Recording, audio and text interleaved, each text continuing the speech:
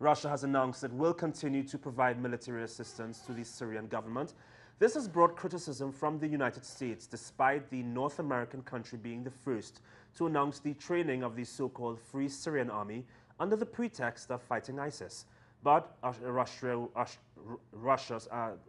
will not back down. Hazem Abdullah explains.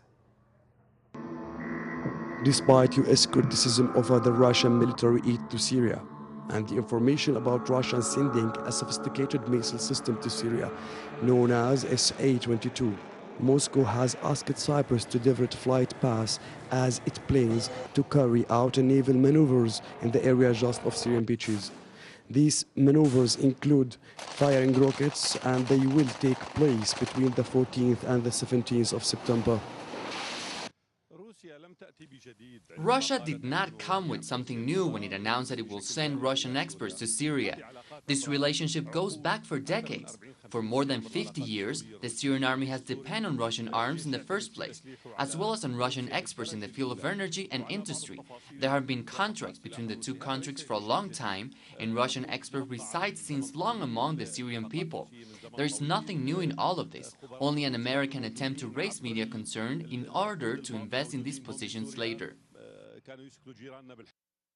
In the same context and in the background of a meeting between the foreign ministers of Brazil and Iran in Tehran, Iran Foreign Minister Jawad Zarif confirmed his country's permanent position and its willingness to form a common front to fight terrorism and extremism. The Brazilian Foreign Minister Mauro Luis Vieira also stressed the importance of the fight against terrorism, saying that his country supports all effort to fight terrorism and that they do not believe that a military solution in Syria will help to resolve this crisis. He added that political dialogue is the only way of the solution. Mr. Zarif put this initiative earlier in his visit to Syria, that they seek to find a political solution to the crisis.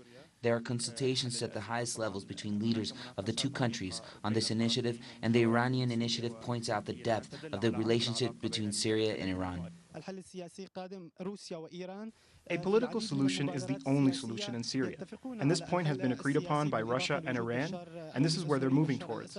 But this has to be in conjunction with the fight against terrorism, jointly with the Syrian army, the owner of the land. In light of all these political movements, Syria remain waiting for an imminent solution that would bring life back to what it was before the terrorism hit their country. Hazem Abdullah, Tele Sur, Syria.